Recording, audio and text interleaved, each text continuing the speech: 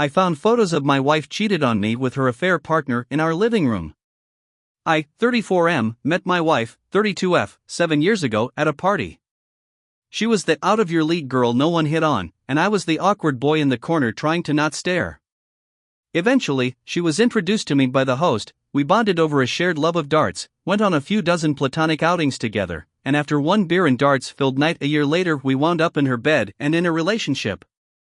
A year later she proposed to me. She's the power person in our relationship. I am working as a chocolatier, she's a vice president in a larger corporation. She works long days and longer nights, I cook and keep the house clean, and work 5 days a week in a small artisanal shop downtown. We're pretty high-end, so I am making good money, but she's making way more than twice of my salary. So she buys the toys for the house, including a new set-top box for the TV. The set-top box has a screensaver mode where it rotates pictures in your Apple photo library. Last week, she was still at work, I came home from my day and the TV, which I'd used to watch a YouTube video that morning and definitely had turned off, was on the screensaver. On it were pictures that must come from her phone, showing her, in our living room, one of our female friends, and a guy I've never met in very explicit poses. The pictures moved around the room, so I think there must have been a fourth person, taking pictures with her phone, but I didn't see that person. What was weird, was that she was wearing a bandage on her hand, something she'd done that morning after complaining about RSI. I left the TV on and was very shocked, but decided to leave the screensaver and see what she had to say when she came home later that evening. When she came home, the pictures seemed to have disappeared, they haven't shown up anymore since then on the TV. I asked her if she'd been home during the day, because the TV was on, and she said she'd come home during lunch to pick up a USB stick she'd forgotten in her computer at home. I tried to ask her about the pictures, but I couldn't bring myself to do it. Now, I have to add something. I am not a very experienced person in sex matters. I am an introvert and barely had relationships before her. Our sex life is, though, even for my experiences, very vanilla. I never have had B-job in my life before, and only twice since we met. Suggesting it to her usually meant that she'd lecture me about not doing those things in sex for the night was a no-go. In those pictures, she did all the things she never wanted to do with me. Since that day I have tried to confront her a number of times. She stays out longer, lately, not just since last week, for the past 4 months maybe, and she's often too tired for anything romantic, even just cuddling, and when she comes home she often disappears in her office and comes to bed long after I have fallen asleep. But even during the time we had together, like this weekend, I can't bring myself to confront her. I am worried about what I might hear and what this would mean for our relationship. I still love her very much and can't imagine a life without her. How can I summon the courage to do this? Is there a way out of this? Update. So, lots to tell. First off, however, a few things.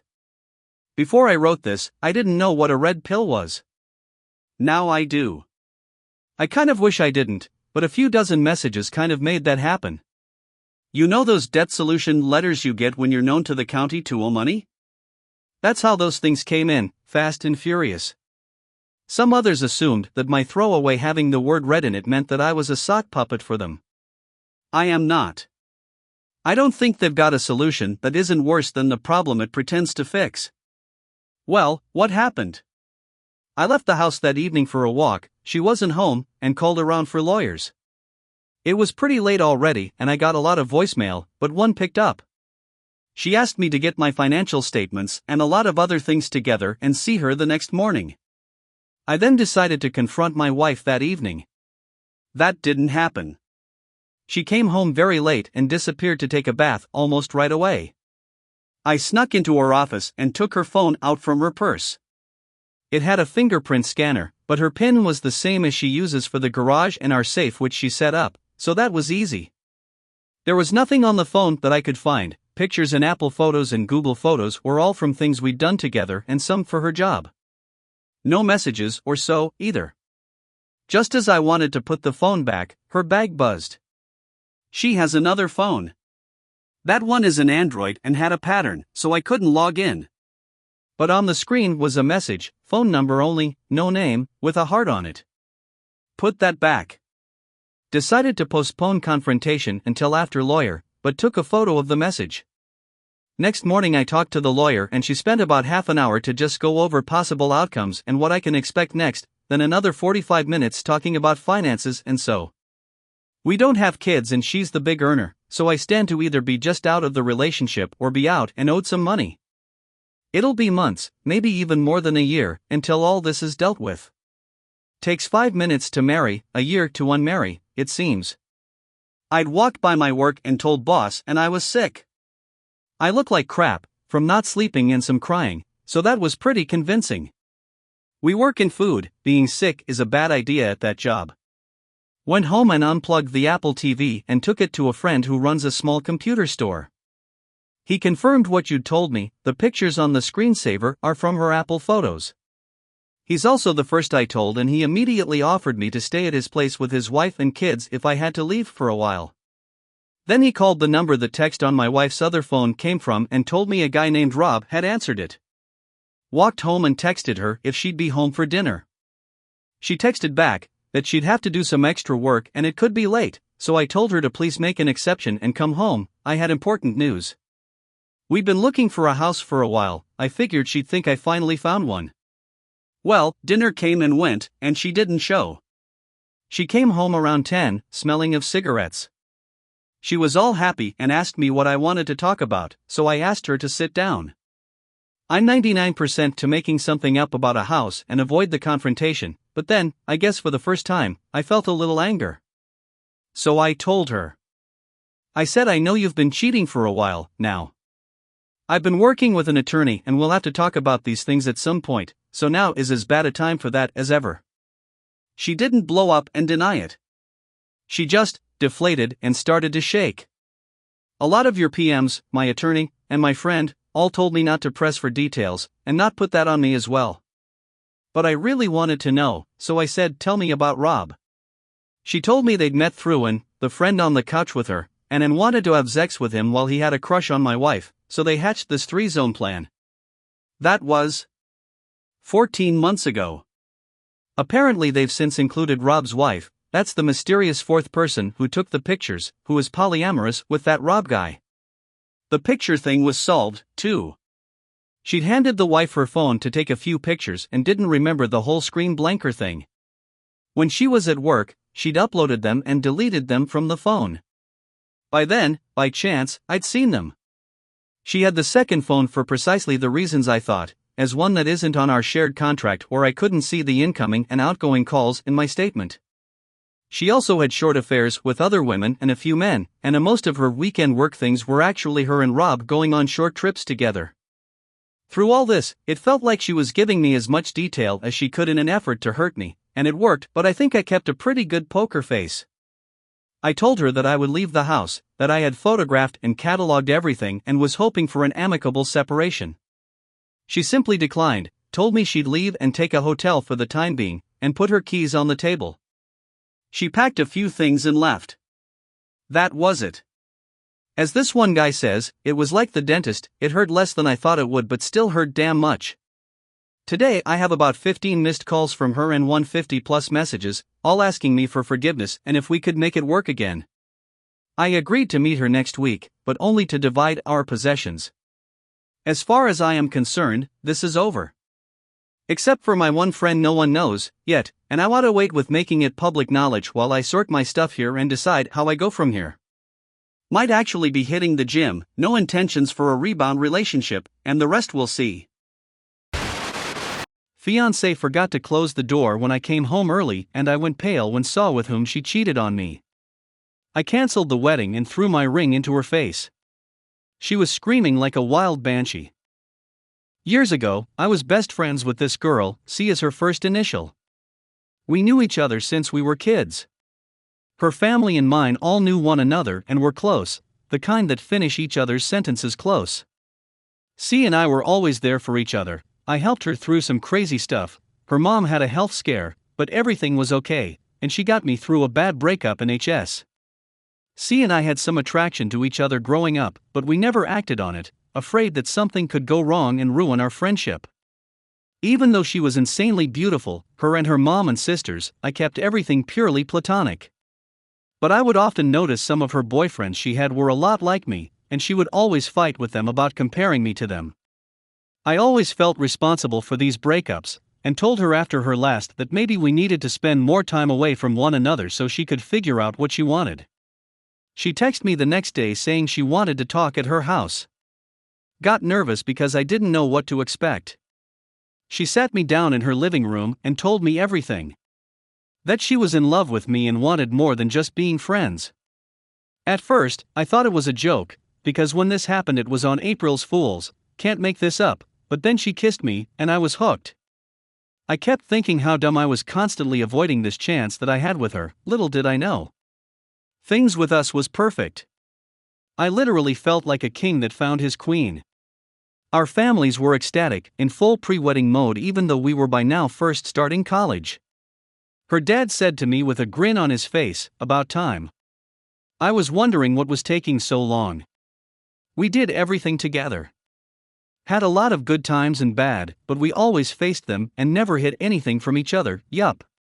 She was really looking like the love of my life material and constantly told me how she would love me forever. I was on cloud 9, until I noticed in later months that she and my younger cousin, M18, were hanging out a lot recently. My cousin wasn't exactly the most responsible person in the world, his dad left him when he was 8, but I always looked out for him and considered him a little brother. I noticed he would at times look at my girl the way dudes look at any girl they're on the hunt for and calmly asked him what's going on, and he would sheepishly say nothing and walk away. I didn't pay any attention to it at the time. One night when C and I were chilling in my dorm watching a movie, she randomly said, "Please don't ever leave me," in a sad voice. I told her that would never happen, but all she did was give me a sad smile. After that, things started taking a turn. She grew distant and kept withdrawing from me. Even when we had sex, as much as we loved it, it felt like it was becoming a routine to keep me happy instead of keeping us happy. This went on for about 5 months. Then by Valentine's Day, she was back to normal. All loving, fun and full attention. I even bought her a diamond necklace with money I saved up. It was a good day, which makes what happened all the more bitter. I had plans that I was gonna propose to her that night, but I had forgotten to get the ring from my dorm. After I dropped her off, I went back to my car and checked to see if it was there before I drove away to my dorm, and sure enough it was there, dropped it under the seat. As I was getting ready to go back in to surprise her, I saw my cousin drive by and park right in front of her house. My car was in the shadows, so he didn't see me. But he went to the door, she opened it, and they were talking. He kept trying to kiss her, and she feebly told him no, but then they were in full make-out mode.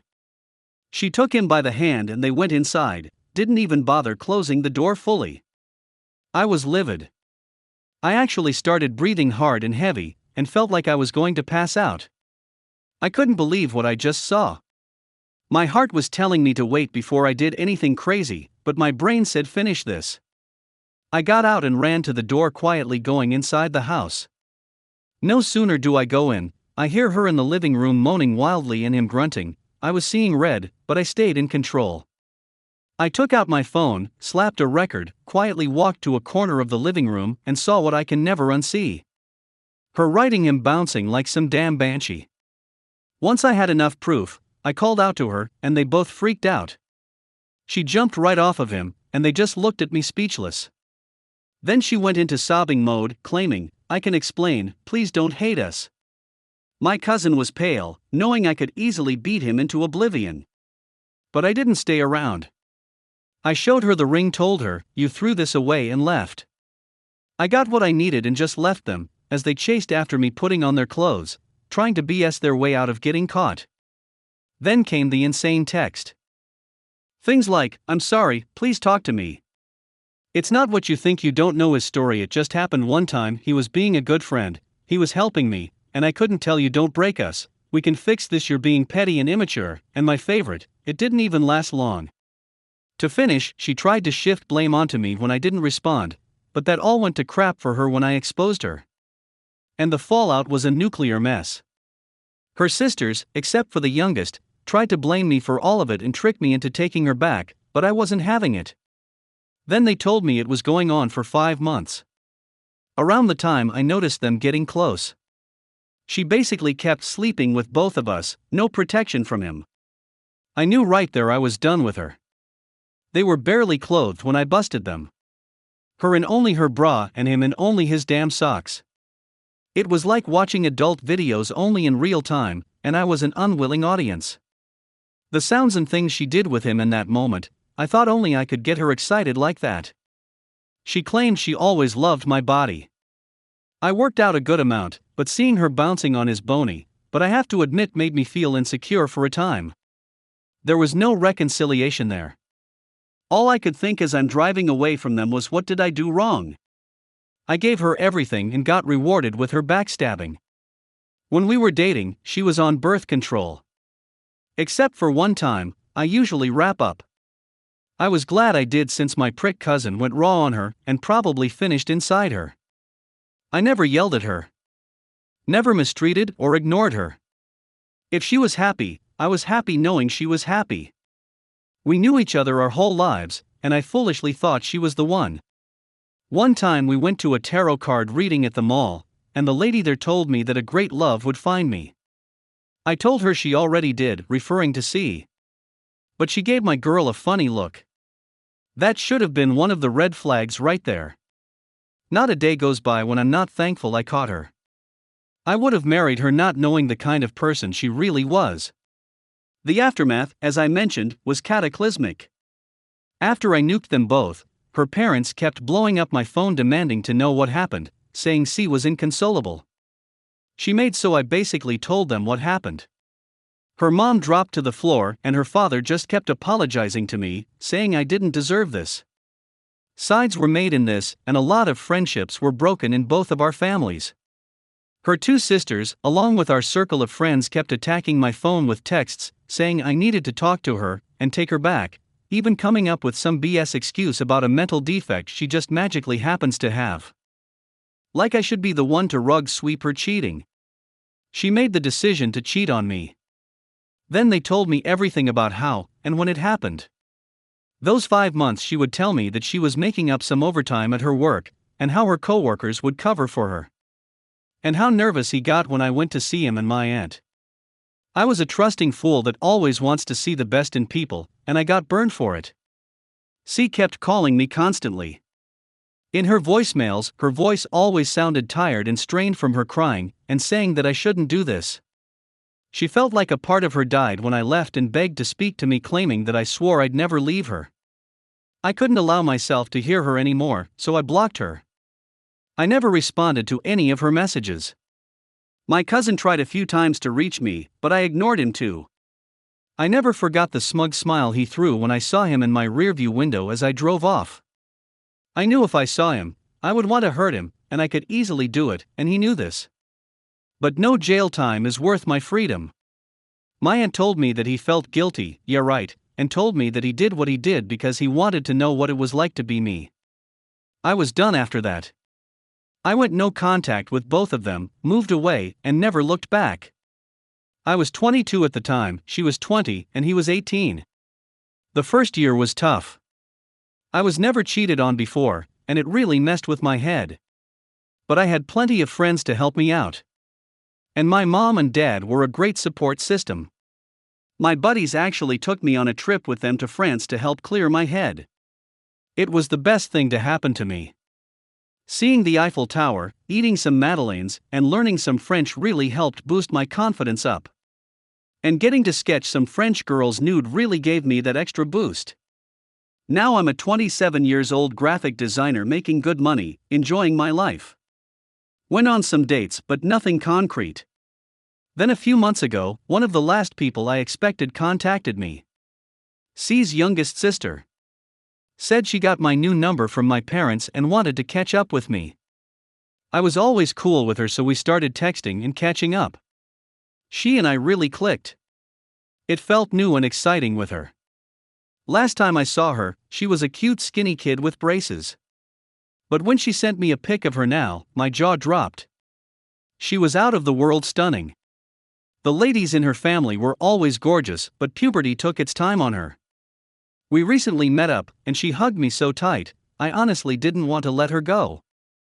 We started hanging out a lot and she told me a little info about what happened after I left. Apparently, my cousin knocked up C that night. They decided to try something for the baby, but he cheated on her, and then she cheated on him. Things really went south for them when she gave the baby up for adoption. After that, C moved to LA. Don't know or care what happened to my cousin. She said she never forgave her sister for hurting me and said that she used to have fantasies of me and her playing house.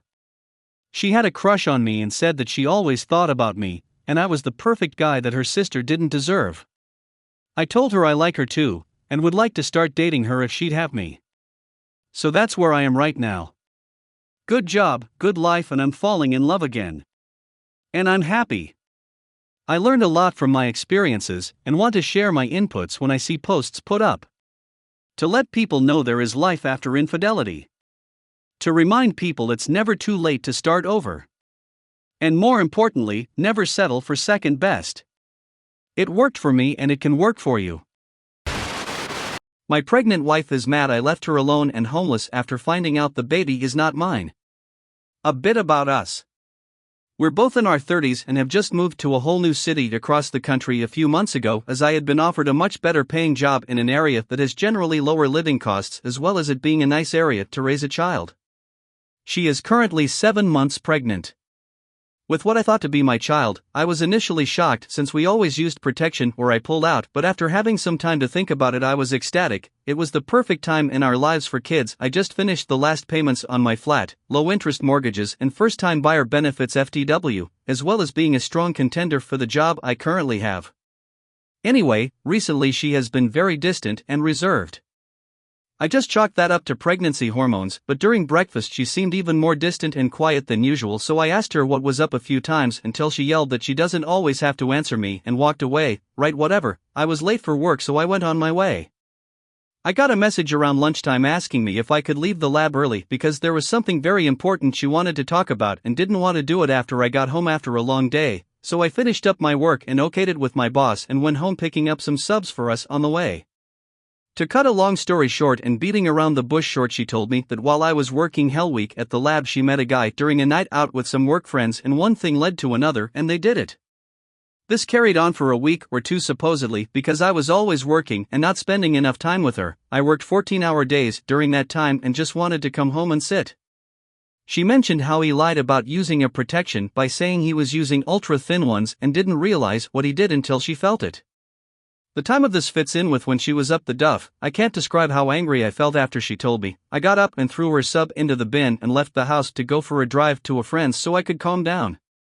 I returned home the next morning and demanded we book an appointment for a prenatal paternity test, which she was initially very much against but eventually gave in and agreed. I booked an appointment that morning for the following week and I stayed with my mate until the day. I took the afternoon off work and drove us there in silence, aside from her crying and apologizing, got the procedure over with and dropped her back and went back to my mates until results day. Well, we got the results back today and guess what?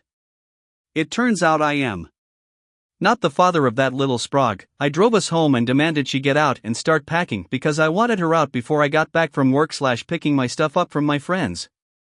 She was hysterical and saying how I couldn't just leave her alone and homeless while she was so close to the due date and so far away from home, and that she really loved me and wanted me to raise this affair child with her because it's the only way it'll have a decent life. She's an arts graduate and was working a minimum wage job before the move / pregnancy. I never made it into work. I drove into a field, rang my boss to tell him what happened, and he told me to take as much time as I needed and he'd have a PhD student cover my work. I stayed there for hours just laying in the seat and cried at how everything has fallen apart. I had just gotten my life in order, everything was stable and ready to go for the baby. We even finished designing the baby's room. I switched my phone back on and saw I had several missed calls and voicemails, a few from her, some from her family and a couple from my mate telling me to come to his as soon as I could. I rung my mate up, filled him in and went over to his. And that's what's happened so far. I haven't gone back to house yet. I just can't bring myself to go back there knowing that all the plans I had for it are dead. I have no idea what to do anymore. What should I do? Update. I've been sorting things out with a solicitor and her family. I took the advice and after calming down bought her a one-way coach ticket back home. Trains don't go to Witchesville. The morning after this went down, I went to the house with my friend with me, and she was still there, which I expected. She immediately waddled over and started hugging me and crying, begging not to end our relationship. I stayed with my initial feelings of wanting her to get the hell out of here. I gave her the piece of paper with the coach ticket and then told her to gather her stuff so I can drop her off at the coach station. After much more crying, she packed her suitcase and I loaded it into the car and drove us. Friend was with us all throughout as a witness, because you can never be too careful, to the coach stand. After getting her out of the car with even more crying and sitting her down in the waiting room, she calmed down a bit because there were people around, but she asked me what she's meant to do now as a jobless, homeless single mother. My response was, "Duck you, Jenny, go to Zach. It's his problem now." Just kidding, I told her that she should try find the father, wished her the best and left. I had a few calls from her family asking me if I was out of my mind and etc., but I've had my phone off since then and I'm just trying to move forward. I might make a proper update on the weekend and turn my phone back on. But for the time being I'm trying to focus and work to catch up on everything. Thank you all so much for your support. This truly is an amazing community and I didn't expect this to blow up like it has.